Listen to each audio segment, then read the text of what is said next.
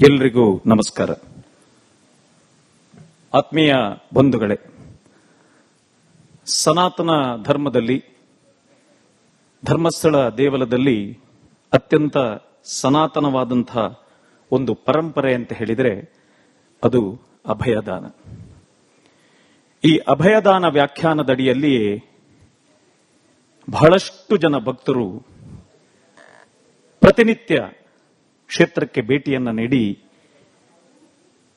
ದೇವಸ್ಥಾನಗಳ ಜೀರ್ಣೋದ್ಧಾರಗಳು, ಭಜನಾ ಮಂದಿರದ ಉತ್ಥಾನಕ್ಕಾಗಿ, ಶಿಕ್ಷಣ ಕ್ಷೇತ್ರದ ಉತ್ಥಾನಕ್ಕಾಗಿ, ವೃದ್ಧಾಶ್ರಮ ಅನಾಥಾಲಯಗಳ ನಿರ್ಮಾಣಕ್ಕಾಗಿ, ಹೀಗೆ 10 ಹಲವು ಬೇಡಿಕೆಗಳೊಂದಿಗೆ ಸಮಾಜಮುಖಿ ಕೆಲಸವನ್ನ ಮಾಡುವುದರ ಉದ್ದೇಶದೊಂದಿಗೆ ಶ್ರೀ ಕ್ಷೇತ್ರಕ್ಕೆ ಭೇಟಿಯನ್ನ ನೀಡುತ್ತಾರೆ. ಈ ಭೇಟಿಯನ್ನ ನೀಡಿದಂತಹ ಸಂದರ್ಭದಲ್ಲಿ ಪೂಜ್ಯರಲ್ಲಿ ತಮ್ಮ ಆಶಯಗಳನ್ನ ವ್ಯಕ್ತಪಡಿಸುತ್ತಾರೆ. ಇಂತಹ ಕಾರ್ಯಕ್ರಮವನ್ನು ನಾವು ಕೈಗೊಳ್ತಾ ಇದ್ದೇವೆ, ನಮಗೆ ನಿಮ್ಮ ಮಾರ್ಗದರ್ಶನ ಬೇಕು, ಆಶೀರ್ವಾದ ಬೇಕು ಹೇಳುವುದನ್ನ ಭಿನ್ನಹಿಸಿಕೊಳ್ತಾರೆ.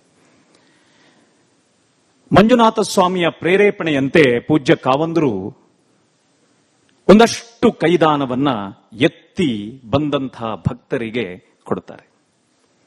ಆ ಪಟ್ಟದ ಸ್ಥಾನದಲ್ಲಿ ಕುಳಿತು ನಗುಮುಖದಿಂದ ಕೈಯನ್ನ ಎತ್ತಿ ಆಶೀರ್ವಾದ ರೂಪದಲ್ಲಿ ಒಂದಷ್ಟು ಕೈದಾನವನ್ನ ನೀಡುವಂತಹ ಸನಾತನ ಪರಂಪರೆ ಶತಶತಮಾನಗಳಿಂದ ಧರ್ಮಸ್ಥಳದಲ್ಲಿ ನಡೀತಾ ಬರ್ತಾ ಇದೆ. ಅದಕ್ಕಾಗಿಯೇ ಅದು ಧರ್ಮದ ಸ್ಥಳ.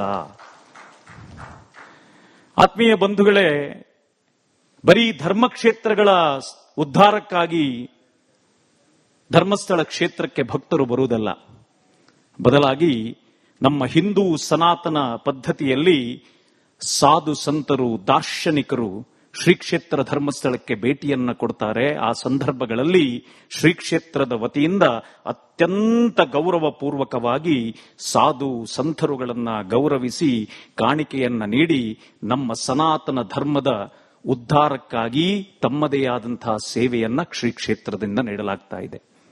ಇನ್ನೊಂದೆಲ್ಲರಿಗೂ ಕೂಡ ವಿಪರ್ಯಾಸವನ್ನ ನಾನು ಹೇಳಬೇಕು. ಈ ಕೈದಾನದ ಪರಂಪರೆ ಎಲ್ಲಿವರೆಗೆ ಇದೆ ಅಂತ ಹೇಳಿದರೆ, ಧರ್ಮಸ್ಥಳ ಕ್ಷೇತ್ರಕ್ಕೆ ಬರುವಂತಹ ಭಕ್ತಾದಿಗಳು ಕ್ಷೇತ್ರದ ದರ್ಶನವನ್ನ ಮಾಡಿ ಅನ್ನದಾನವನ್ನ ಸ್ವೀಕರಿಸಿ ಮತ್ತೆ ಕಿಸೆಯನ್ನ ನೋಡುವಾಗ ಅವರಿಗೆ ಹಿಂದಿರುಗಿ ಹೋಗಲಿಕ್ಕೆ ಹಣ ಇರುವುದಿಲ್ಲ.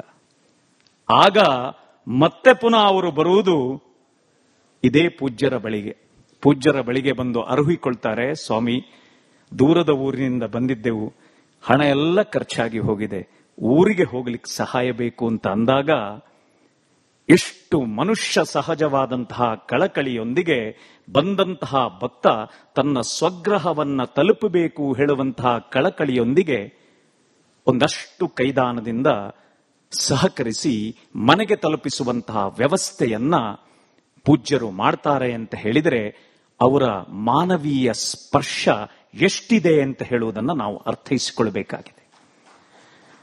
ಆತ್ಮೀಯ ಬಂಧುಗಳೇ, ನಮಗೆಲ್ಲರಿಗೂ ಕೂಡ ಕೈದಾನದ ಪರಂಪರೆ ಕ್ಷೇತ್ರದಲ್ಲಿ ಇದೆ ಅಂತ ಹೇಳುವುದನ್ನು ನಾವೆಲ್ಲರೂ ಕೂಡ ಕಣ್ಣಾರೆ ಕಂಡಿದ್ದೇವೆ. ಆದರೆ ಈ ಕೊಟ್ಟಂತಹ ಕೈದಾನದ ಮೊತ್ತ ಎಷ್ಟಿರಬಹುದು ಅಂತ ಹೇಳುವುದನ್ನ ನಾವು ಯಾರಾದರೂ ಊಹಿಸಲಿಕ್ಕೂ ಸಾಧ್ಯವಿಲ್ಲದಷ್ಟು ಮೊತ್ತವನ್ನ ಒಂದು ಸರಕಾರಿ ವ್ಯವಸ್ಥೆ ಮಾಡದಷ್ಟು ದೊಡ್ಡ ವ್ಯವಸ್ಥೆಯನ್ನ ಪೂಜ್ಯ ಕಾವಂದರು ಮಾಡಿದ್ದಾರೆ ಅಂತ ಹೇಳಬೇಕು. ನಾವು ಒಂದು ಸ್ಟ್ಯಾಟಿಸ್ಟಿಕ್ಸ್ ಅನ್ನ ನಿಮ್ಮ ಜೊತೆ ಹಂಚಬೇಕು ಅಂತ ಆದ್ರೆ 2015ರಿಂದ 2025 ಫೆಬ್ರವರಿಯವರೆಗೆ ಧರ್ಮಸ್ಥಳ ಕ್ಷೇತ್ರದಿಂದ ಧನ ಸಹಾಯ ರೂಪದಲ್ಲಿ ಹೋಗಿರುವಂತಹ ಮೊತ್ತ 173,99,556. ಇಷ್ಟು ಅಗಾಧ ಪ್ರಮಾಣದಲ್ಲಿ 11,813 ಶುದ್ಧ ಕೇಂದ್ರಗಳಿಗೆ ಪೂಜ್ಯ ಕಾವಂದರು ಕೈದಾನದ ರೂಪದಲ್ಲಿ, ಆಶೀರ್ವಾದ ರೂಪದಲ್ಲಿ ಧನ ಸಹಾಯವನ್ನ ಇಟ್ಟು ಧರ್ಮ ಸಂಸ್ಥಾಪನೆಯನ್ನ ಮಾಡುವಲ್ಲಿ ತಮ್ಮನ್ನು ತಾವು ತೊಡಗಿಸಿಕೊಂಡಿದ್ದಾರೆ ಹೇಳುವಂತದ್ದೇ ನಮಗೆಲ್ಲರಿಗೂ ಕೂಡ ಅತ್ಯಂತ ಹೆಮ್ಮೆಯ ಸಂಗತಿ. ಆತ್ಮೀಯ ಬಂಧುಗಳೇ, ಈ ಕೈದಾನ ಅಂತ ಹೇಳುವುದನ್ನ ನಾವು ಆ ರೀತಿ ಪರಿಗಣಿಸಿದರೂ ಕೂಡ ಈ ಪ್ರಕ್ರಿಯೆಯನ್ನ ನನ್ನನ್ನ ಪರಿಚಯ ಮಾಡುವಾಗಲೇ ಉದ್ಧರಿಸಿದ್ರು. ನಾನು ಜೀರ್ಣೋದ್ಧಾರದ ಕೆಲಸಗಳಲ್ಲಿ ಹಲವಷ್ಟು ಜನರ ಜೊತೆ ಕೆಲಸ ಮಾಡುವಂತಹ ಸೌಭಾಗ್ಯ ನನ್ನದಾಗಿತ್ತು. ಜನರ ಸಾಮಾನ್ಯರ ಮನಸ್ಸು ಹೇಗಿದೆ ಅಂತ ಹೇಳಿದರೆ, ಕ್ಷೇತ್ರಕ್ಕೆ ಬಂದು ಕೈದಾನವನ್ನ ಸ್ವೀಕರಿಸಿದಾಗ ಅದು ದಾನ ಎಂಬುದು ನಮ್ಮ ಪರಿಗಣನೆಯಲ್ಲಿ ಇಲ್ಲ. ಬದಲಾಗಿ ಕ್ಷೇತ್ರದ ಮಂಜುನಾಥನ ದರ್ಶನವನ್ನ ಮಾಡಿ ಪೂಜ್ಯ ಕಾವಂದರಿಂದ ಪಡೆದಂತಹ ಆ ದಾನ ನಮಗೆ ಸುವರ್ಣ ಮಂತ್ರಾಕ್ಷತೆ ಅಂತ ನಾವು ಪರಿಗಣಿಸಿಕೊಂಡು ನಮ್ಮ ಕೆಲಸಕ್ಕೆ ಅದು ಆಶೀರ್ವಾದ ಅಂತ ಕೆಲಸವನ್ನ ನಂಬಿ ನಮ್ಮ ಕೆಲಸವನ್ನ ಪ್ರಾರಂಭಿಸ್ತೇವೆ. ಪೂಜ್ಯರ ಒಂದು ಕಳಕಳಿಯನ್ನ ನಿಮ್ಮ ಜೊತೆ ಹಂಚಲಿಕ್ಕೆ ಬಯಸ್ತೇನೆ ನಾನು. ಒಂದಷ್ಟು ಕೈದಾನವನ್ನ ನೀಡಿದ ಕೂಡಲೇ ಕೆಲಸ ಮುಗಿಲಿಲ್ಲ. ತಕ್ಷಣ ಯಾರಿಗೂ ಸೂಚನೆಯನ್ನ ನೀಡದೆ ಕ್ಷೇತ್ರಕ್ಕೆ ಅವರು ಸಂದರ್ಶನವನ್ನ ನೀಡುವಂತಹ ಪರಿಪಾಠವನ್ನ ಇಟ್ಟುಕೊಂಡಿದ್ದಾರೆ. ಯಾಕಾಗಿ ಬರ್ತಾರೆ? ಬಂದು ಕಾರ್ಯಕ್ರಮವನ್ನ ವೀಕ್ಷಿಸ್ತಾರೆ. ಅಲ್ಲಿ ತನು ಮನ ಧನದ ಸೇವೆಯನ್ನ ನಿರಂತರವಾಗಿ ಶ್ರಮಿಕರು ಕೆಲಸವನ್ನ ಮಾಡ್ತಾ ಇರ್ತಾರೆ. ಅಂತಹ ಸಂದರ್ಭದಲ್ಲಿ ಪ್ರತಿಯೊಬ್ಬ ಶ್ರಮಿಕನ ಜೊತೆ ಮಾತನಾಡಿ ಅವರನ್ನ ಹುರಿದಿಂಬಿಸಿ ಅವರಿಗೆ ಬೆನ್ನು ತಟ್ಟಿ ಪ್ರೋತ್ಸಾಹಿಸುವಂತ ವ್ಯವಸ್ಥೆಯನ್ನ ಮಾಡ್ತಾರೆ. ಅದಲ್ಲದೆ ಈಗಿನ ದಿನಗಳಲ್ಲಿ ನಾವೆಲ್ಲರೂ ಅರ್ಥ ಮಾಡಿಕೊಳ್ಳಬೇಕಾದ ವಿಷಯ, ಒಂದು ದೇವಸ್ಥಾನವನ್ನ ಜೀರ್ಣೋದ್ಧಾರ ಮಾಡುತ್ತಾ ಇದ್ದೇವೆ ಅಂತ ಹೇಳಿದ್ರೆ ಆ ಕ್ಷೇತ್ರ ಶಿಥಿಲಗೊಂಡಿದೆ ಅಂತ ಅರ್ಥ. ಯಾಕಾಗಿ ಶಿಥಿಲವಾಗಿದೆ? ಒಂದು ಧರ್ಮಸ್ಥಳ ಅಥವಾ ಒಂದು ಧರ್ಮದ ಸ್ಥಳ ಅಥವಾ ಒಂದು ಕ್ಷೇತ್ರ ಯಾಕಾಗಿ ಶಿಥಿಲವಾಗುತ್ತದೆ ಅಂತ ಹೇಳಿದ್ರೆ, ಧರ್ಮ ಬಂಧುಗಳು ನಾವು ಆ ದೇವಸ್ಥಾನದ ಚಟುವಟಿಕೆಗಳಲ್ಲಿ ಭಾಗವಹಿಸದೇ ಇದ್ದಾಗ ಒಂದು ಕ್ಷೇತ್ರ ಶಿಥಿಲಗೊಳ್ಳುತ್ತದೆ ಹೇಳುವುದನ್ನು ತಿಳಿದುಕೊಳ್ಳಬೇಕು. ಆ ಉದ್ದೇಶದಿಂದಲೇ ಒಂದು ಕ್ಷೇತ್ರದಲ್ಲಿ ಧರ್ಮದ ಉದ್ದೀಪನವನ್ನ ಮಾಡಿಸುವಂತಹ ದೃಷ್ಟಿಯಿಂದ ಜೀರ್ಣೋದ್ಧಾರದ ಮೊದಲು ಭಜನಾ ಕಮ್ಮಟಗಳನ್ನ ಸಂಘಟಿಸಿದ ಕಾವಂದರ ಮಾರ್ಗದರ್ಶನದಲ್ಲಿ ನಗರ ಭಜನೆಯನ್ನ ಸಂಘಟಿಸಿ ಊರಿನ ಧಾರ್ಮಿಕ ಆಸ್ತಿಕ ಬಂಧುಗಳ ಮನಸ್ಸನ್ನ ಪೋಣಿಸುವಂತಹ ಧರ್ಮದ ಉದ್ದೀಪನವನ್ನ ಮಾಡುವಂತಹ ಕೆಲಸವನ್ನ ಮಾಡಿ ದೇವಸ್ಥಾನವನ್ನ ಜೀರ್ಣೋದ್ಧಾರ ಮಾಡುವ ಕೈಂಕರ್ಯವನ್ನ ನಾವು ಮಾಡ್ತಾ ಇದ್ದೇವೆ. ಒಟ್ಟಿನಲ್ಲಿ ಕೈದಾನದಿಂದ ಪ್ರಾರಂಭವಾದಂತಹ ಒಂದು ವ್ಯವಸ್ಥೆ ಧರ್ಮದ ಉದ್ದೀಪನದೊಂದಿಗೆ ಜೀರ್ಣೋದ್ಧಾರದೊಂದಿಗೆ ದೇವಸ್ಥಾನ ಎದ್ದು ನಿಂತಾಗ ಮುಂದೆ ಬರುವಂಥದ್ದೇ ಬ್ರಹ್ಮಕಲಶ ಅಥವಾ ಅರ್ಥಾತ್ ಜಾತ್ರೆ. ಈ ಜಾತ್ರೆಯನ್ನ ಸಂಘಟಿಸುವಂತಹ ಸಂದರ್ಭದಲ್ಲಿ ನಾವು ಪರಮಪೂಜ್ಯ ಕಾವಂದರಲ್ಲಿ ಹೋಗಿ ಅನ್ನದಾನದ ವ್ಯವಸ್ಥೆಗೆ ಬೇಡಿಕೊಂಡಾಗ ಮತ್ತಷ್ಟು ಅನ್ನದಾನ ಸೇವೆಗೆ ಕೈದಾನ ಸ್ವರೂಪದಲ್ಲಿ ಹರಸಿ ಕಳಿಸುವಂತಹ ದೊಡ್ಡ ದಾರ್ಶನಿಕ ನಮ್ಮ ಪೂಜ್ಯರು. ಅದು ಮಾತ್ರವಲ್ಲ, ನಾವು ಬ್ರಹ್ಮಕಲಶದ ಸಂದರ್ಭದಲ್ಲಿ ಕ್ಷೇತ್ರಕ್ಕೆ ಹೋದಾಗ ಹರ್ಷೇಂದ್ರ ಕುಮಾರ್ ಅವರನ್ನ ಭೇಟಿ ಮಾಡ್ತೇವೆ. ಹರ್ಷೇಂದ್ರ ಕುಮಾರ್ ಅವರನ್ನ ಭೇಟಿ ಮಾಡಿದಾಗ ಕಾರ್ಯಕ್ರಮದ ಸಂಘಟನೆಯ ದೃಷ್ಟಿಯಿಂದ ಅವರು ನೀಡುವಂತಹ ಮಾರ್ಗದರ್ಶನ ಜಾತ್ರೆಯನ್ನ ಜಾತ್ರೆಯಾಗಿಸ್ತದೆ. ಕಾರ್ಯಕ್ರಮದ ಯಶಸ್ಸಿಗೆ ಅವರ ನಿರ್ದೇಶನಗಳು ಮುಕುಟಪ್ರಾಯವಾಗುತ್ತದೆ. ಈ ರೀತಿ ಒಂದು ದೇವಸ್ಥಾನದ ಕೈದಾನದಿಂದ ಭಾಗವಹಿಸುವಿಕೆಯಿಂದ ಭಜನೆಯ ಮೂಲಕ ಧರ್ಮದ ಉದ್ದೀಪನ, ಬ್ರಹ್ಮಕಲಶದೊಂದಿಗೆ ದೇವಸ್ಥಾನದ ನಿರ್ವಹಣೆಯೊಂದಿಗೆ ಧರ್ಮೋತ್ಥಾನದ ಕೆಲಸವನ್ನ ಕ್ಷೇತ್ರದ ವತಿಯಿಂದ ಮಾಡಿಸಲಾಗುತ್ತದೆ ಹೇಳುವುದನ್ನ ಹೇಳ್ತಾ 1991 ಇಸವಿಯಲ್ಲಿ ಈ ಕೈದಾನದ ಪ್ರಕ್ರಿಯೆಯಲ್ಲಿ ಭಾಗವಹಿಸುವಾಗ ಕಾವಂದರು ಕಂಡುಕೊಂಡಂತಹ ಒಂದು ವಿಷಯ ಏನು ಅಂತ ಹೇಳಿದ್ರೆ, ದೇವಸ್ಥಾನಗಳನ್ನ ಕೈದಾನ ಪಡೆದು ಬಂದಂತಹ ಭಕ್ತರು ಸಂಪೂರ್ಣವಾಗಿ ಬಿಚ್ಚಿ ಅದನ್ನ ಮಾಡರ್ನ್ ಸ್ಟ್ರಕ್ಚರ್ ಆಗಿ ಮಾಡಲಿಕ್ಕೆ ಪ್ರಾರಂಭಿಸಿದ್ರು. ಆಗ ಕಾವಂದರಿಗೊಂದು ವಿಷಯ ತಿಳಿದು ಬಂತು. ಒಂದು ರಾಜ್ಯದಲ್ಲಿ ಒಂದು ಅರಸರ ಕಾಲದಲ್ಲಿದ್ದಂತಹ ಹೊಯ್ಸಳರ ಶೈಲಿ, ಚಾಳುಕ್ಯರ ಶೈಲಿ, ತೌಳವರ ಶೈಲಿ, ಪಲ್ಲವರ ಶೈಲಿ ಇವುಗಳೆಲ್ಲವೂ ಕೂಡ ನಶಿಸಿ ಮಾಡರ್ನ್ ಸ್ಟ್ರಕ್ಚರ್ಗಳು ಬರ್ತಾ ಉಂಟು ಹೇಳುವುದನ್ನ ಮನಗಂಡಂತಹ ಕಾವಂದರು, ಇಲ್ಲ, ಈ ಬಗ್ಗೆ ನಮ್ಮ ಗತಶಿಲ್ಪ ವೈಭವಗಳು, ಅಂದಿನ ಗತ ವೈಭವಗಳು ಇನ್ನೂ ಕೂಡ ನೆಲೆಯೂರಬೇಕು ಹೇಳುವಂತಹ ದೃಷ್ಟಿಯಿಂದ ಧರ್ಮೋತ್ಥಾನ ಟ್ರಸ್ಟ್ನ ಕಲ್ಪನೆಯನ್ನ ಮಾಡಿದರು.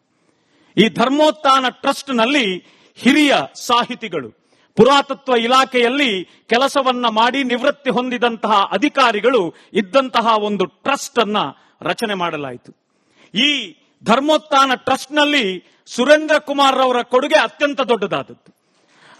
ಎಲ್ಲ ದೇವಸ್ಥಾನಗಳಿಗೆ ಭೇಟಿ ನೀಡಿ ಪುರಾತತ್ವ ಇಲಾಖೆಯ ಸಹಯೋಗದೊಂದಿಗೆ ಅಲ್ಲಿರುವಂತಹ ದೇವಸ್ಥಾನದ ಶೈಲಿಗಳನ್ನ ಅಧ್ಯಯನ ಮಾಡಿ ಪ್ರತಿಯೊಂದು ದೇವಸ್ಥಾನಗಳಲ್ಲಿ ಇದ್ದಂತಹ ಮೂಲಭೂತ ಸ್ಟ್ರಕ್ಚರ್ ಅನ್ನ ಡಿಸೈನ್ ಮಾಡುವುದರ ಜೊತೆಗೆ ಆ ಶೈಲಿಗಳನ್ನ ಅರ್ಥೈಸಿಕೊಂಡು ಪ್ರತಿಯೊಂದು ಕಲ್ಲುಗಳನ್ನ ತೆಗೆದು ಅವುಗಳಿಗೆ ನಂಬರಗಳನ್ನ ಕೊಟ್ಟು ಅದಕ್ಕೆ ಅನುಗುಣವಾದಂತಹ ಅದೇ ರೀತಿಯ ಮತ್ತಷ್ಟು ಸ್ಟ್ರಕ್ಚರ್ಗಳನ್ನ ನಿರ್ಮಾಣ ಮಾಡಿ ನಾವು ಜೀರ್ಣೋದ್ಧಾರದ ಹೆಸರಿನಲ್ಲಿ ಆ ಇಡೀ ದೇವಸ್ಥಾನವನ್ನ ಪುನರ್ರಚನೆ ಮಾಡಿ ಗತವೈಭವವನ್ನ ನೆಲೆಸುವಂತಹ ಕೆಲಸವನ್ನ ಶ್ರೀ ಕ್ಷೇತ್ರದಿಂದ ಮಾಡಲಾಗ್ತಾ ಇದೆ.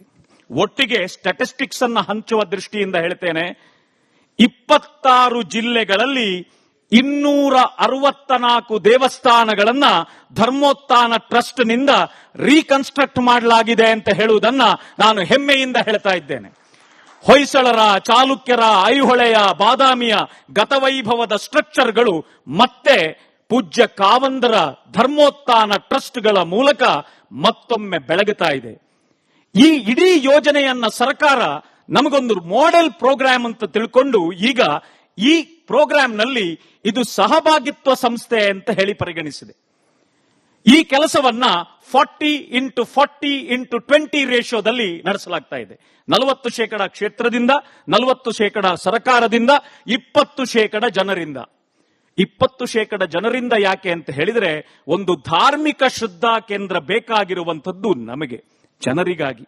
ಜನರು ಯಾವಾಗ ಒಂದು ಧಾರ್ಮಿಕ ಶ್ರದ್ಧಾ ಕೇಂದ್ರದಲ್ಲಿ ಓನಸ್ ಅನ್ನ ತಗೊಳ್ತಾರ, ಪಾರ್ಟಿಸಿಪೇಷನ್ ಅನ್ನ ಮಾಡ್ತಾರ, ಆಗ ಒಂದು ಶ್ರದ್ಧಾ ಕೇಂದ್ರ ಉಳಿತದೆ, ಶಿಥಿಲವಾಗುವುದಿಲ್ಲ ಹೇಳುವಂತಹ ಕಲ್ಪನೆ ಪೂಜ್ಯರದು. ಈ ನಿಟ್ಟಿನಲ್ಲಿ ಇಷ್ಟು ದೇವಸ್ಥಾನಗಳ ಅಭಿವೃದ್ಧಿಯಾಗಿದೆ. ದೇವಸ್ಥಾನಕ್ಕೆ ಹೋಗಬೇಕು ಅಂತಾದ್ರೆ, ಭಕ್ತಿ ಬರಬೇಕು ಅಂತಾದ್ರೆ ದೇವಸ್ಥಾನ ಸ್ವಚ್ಛವಾಗಿರಬೇಕು, ಪರಿಶುದ್ಧತೆ ಇರಬೇಕು.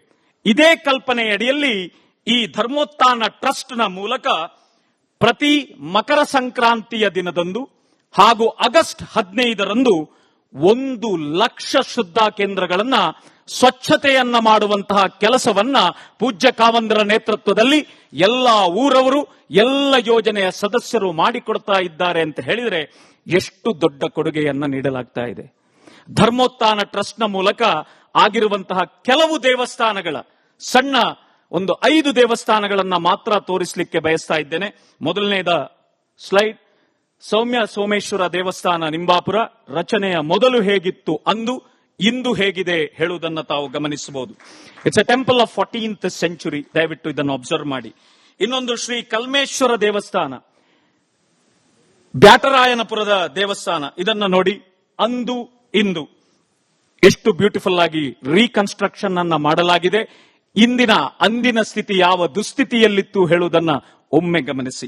ಮುಂದಿನ ಸ್ಲೈಡ್, ಶಿಶಿಲದ ಬಸದಿ, ಚಂದ್ರನಾಥ ಬಸದಿ.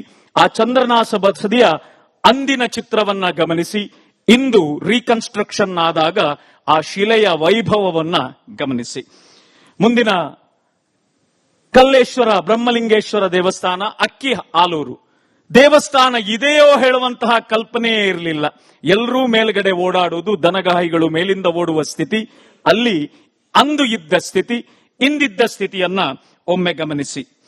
ಮುಂದಕ್ಕೆ ಕಲ್ಮೇಶ್ವರ ದೇವಸ್ಥಾನ, ಕನಕದಾಸರ ಕರ್ಮಭೂಮಿ ಕಾಗಿನೆಲೆಯ ಈ ದೇವಸ್ಥಾನದ ಅಂದಿನ ಸ್ಥಿತಿಯನ್ನ ನೋಡಿ, ಇಂದಿನ ಸ್ಥಿತಿಯನ್ನ ನೋಡಿ.